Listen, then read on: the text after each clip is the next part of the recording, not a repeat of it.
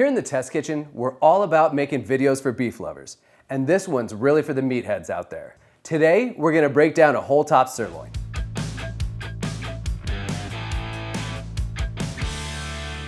Top sirloin is a super popular cut, and for good reason. It's affordable, it makes for great tasting steaks, and it's easy to find because it's so popular.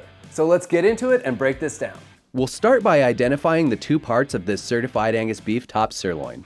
On top you have the sirloin cap, and underneath you have the center cut sirloin. Traditionally, this piece was cut into steaks from this state, which yields big, impressive steaks, but I have an issue with this.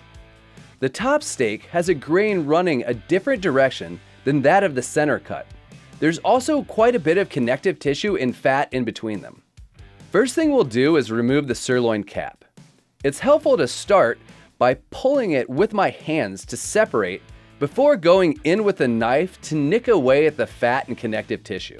Just continue to peel down and nick away at the cap until the muscle ends. Then you can just cut through the fat. Here we have the whole top sirloin cap, which needs cleaned up a bit. There's quite a bit of silver skin and fat, but once it's all removed, you have a great small roast that you could also cut into smaller steaks. This is commonly called the culotte or picanha. It's a popular cut in Brazilian steakhouses. I like to trim the fat cap down, but leave it attached because it can provide for some great flavor. Otherwise, I like to clean this up as much as possible. I like to leave about 1/8 to no more than 1/4 inch of fat on top. And that's our sirloin cap. There's more fat and connective tissue to clean up on this top sirloin. The top has a fat cap, and there's some gristle underneath as well. Taking off some of the fat and silver skin will just make for a more enjoyable eating experience. I just like to shave away at the larger pieces of fat and silver skin. You don't have to trim it as tightly as I do here, but I find that it tends to be more of a crowd pleaser when you have the steaks tightly trimmed. This is how I would cut it for home use. We're not worried about getting a perfect yield out of this, we just want every steak to be free of gristle and super enjoyable to eat. Underneath, you'll see some thicker silver skin and some fat that we'll want to remove. Most of this isn't enjoyable to eat, so I like to trim it fairly tightly. Now we have a cleaned up center cut top sirloin. This would typically be cut into sirloin steaks, but we're gonna take this a bit farther and make a variety of cuts from this. Make sure to remove all the silver skin from underneath, but if you want to leave a little extra fat, that's totally up to you. Once it's trimmed, you'll start to see some separation in the muscles. This is where we'll begin to pull out some smaller cuts from the sirloin.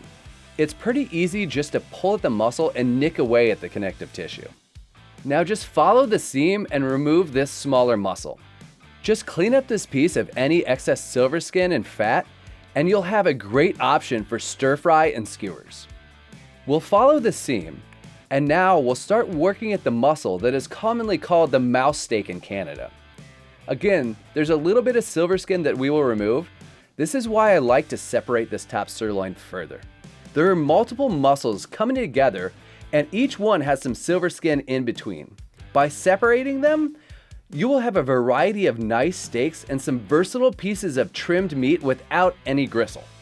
Work at the separations with your fingers, then just trim away at that mouse steak. This little piece makes for a great steak for one, or another cut that is great for stir fry, fajita meat, or skewers.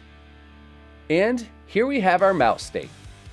Now we'll focus on the two main portions of the top sirloin, which are referred to as the 2/3 and 1/3 section, or sirloin fillet.